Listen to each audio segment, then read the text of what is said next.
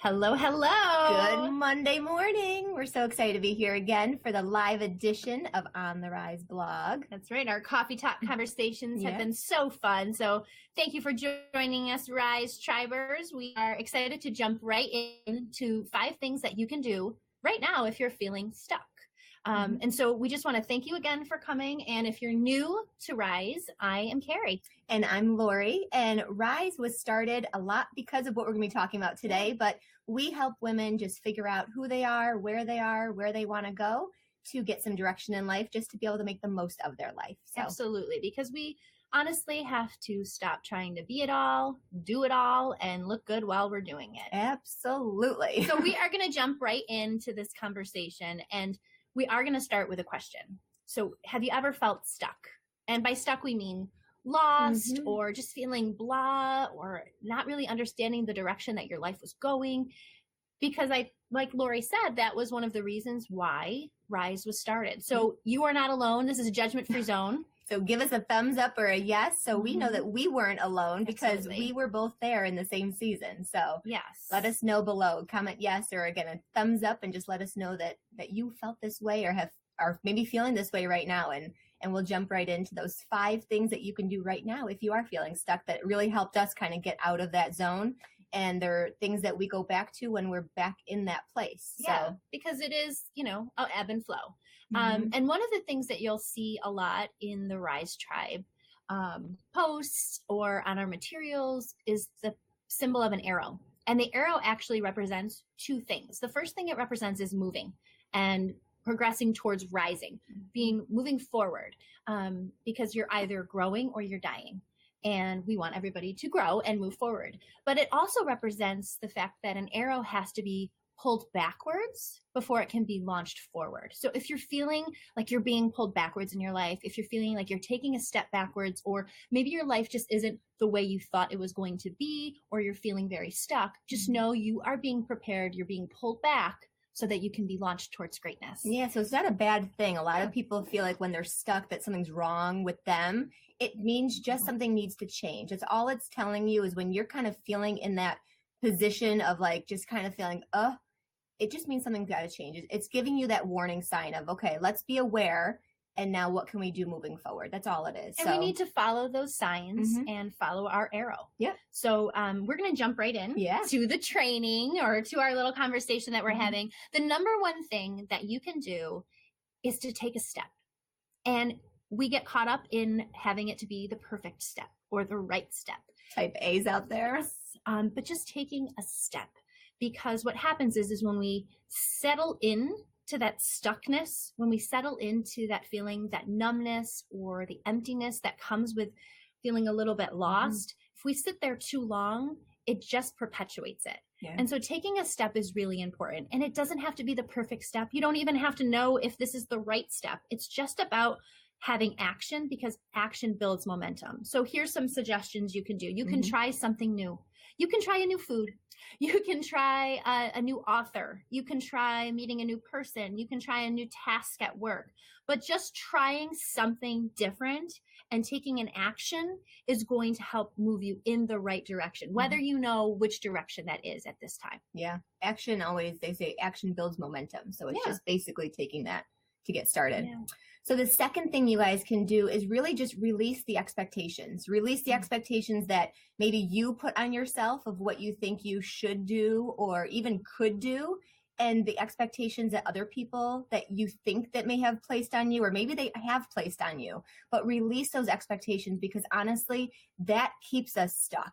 Because when we are constantly thinking about all of the things we think we should do, we're not really listening to ourselves and saying, okay, what is it that I really want to be doing? Remember, this is your life to be living. It's not your parents' life. It's not your spouse's life. It's not your kids' life.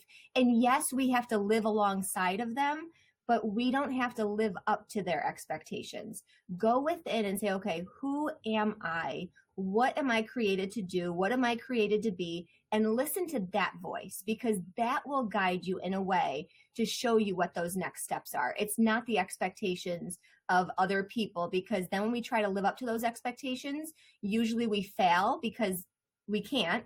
and then we feel stuck again. So it's kind of like this constant cycle that we can never get out of if you're trying to live up to expectations of other people. So believe me, I've been there, I've done it, and it's not fun. Not at all. No. And in our sisterhood, we talk about that quite a bit. Yes, we love in our private membership group, that's what we call our sisterhood.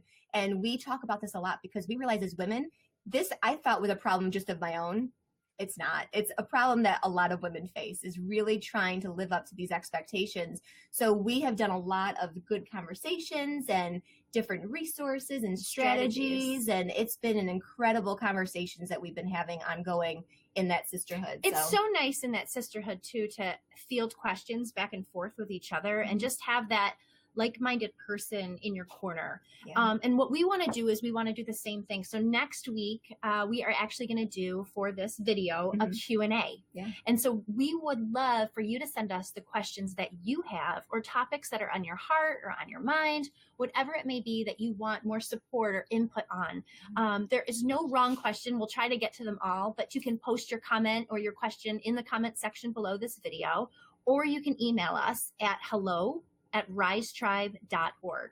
And we would love to just see what's on your mind or what you want more input on. Absolutely. So we'll jump back in. Yeah. The next thing we have to do, or we can do to get out of being stuck, is to work backward. And I know that kind of sounds funny, but last week, if you watched our live blog, you would know that we talked about reverse engineering gratitude. And in the same way, you want to reverse engineer the vision for your life or the legacy you want to live. And so you need to stop for a moment, think about what is it that you want to feel in your life and what legacy do you want to live or leave behind? And then work backwards. Okay, so instead of knowing, all right, I have to do this, this, and this, how am I going to get to that feeling? How am I going to, what brings me that legacy? What does that look like? The more detailed and creative you can get with your vision, the more easier it is to figure out, okay, in order to do that, then I need to input this step. And in order to do that step, I need to do this first. There you go. That would be the first thing to start with. And if that sounds a little more complicated than it needs to be, rest assured we are there for you. It's actually not that hard if you stop and think about what is the legacy you want to leave and what is the feeling that you want to have in your life. So start there, but also take a look at our free life checkup that we have. We're going to post that in the comments below so you have it.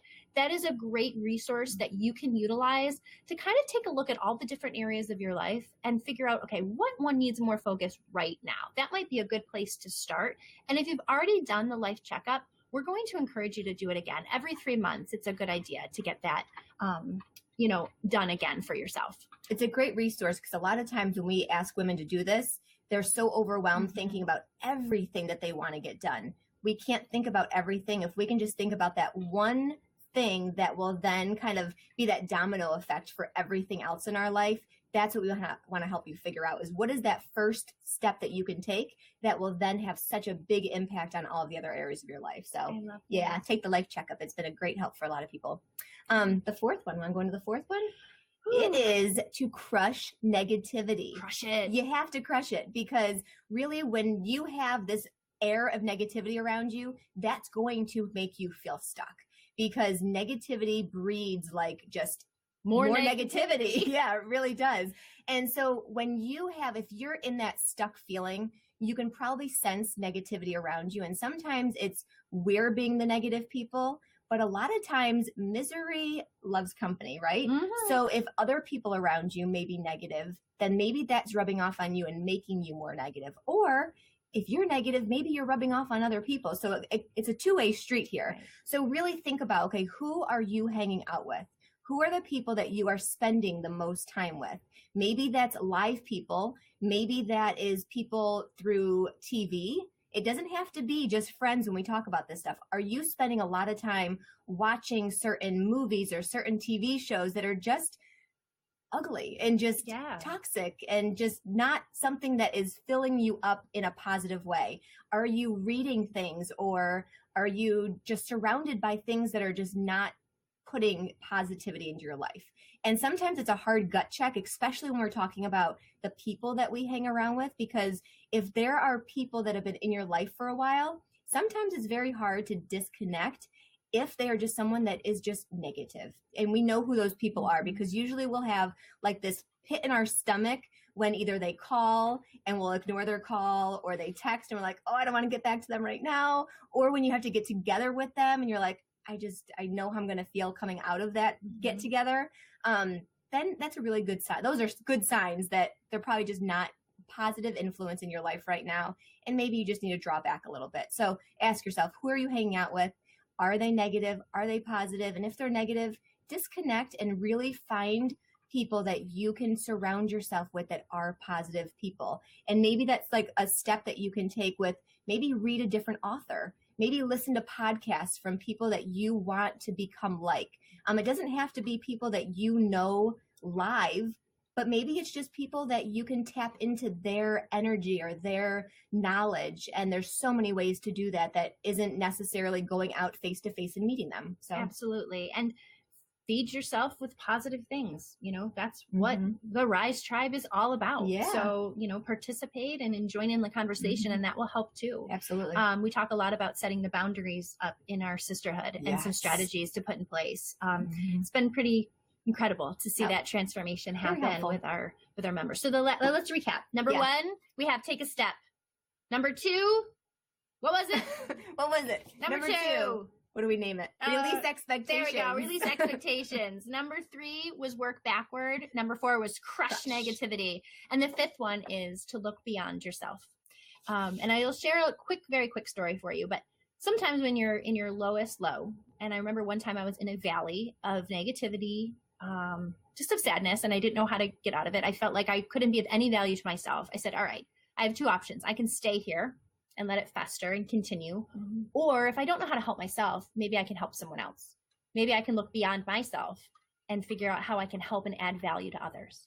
And that's exactly what I did. And it was the exact thing that helped get me out of that valley of being stuck. And if you don't know what it is that you need to do to help yourself, try to help someone else, because that will build momentum, because it's action. Yeah.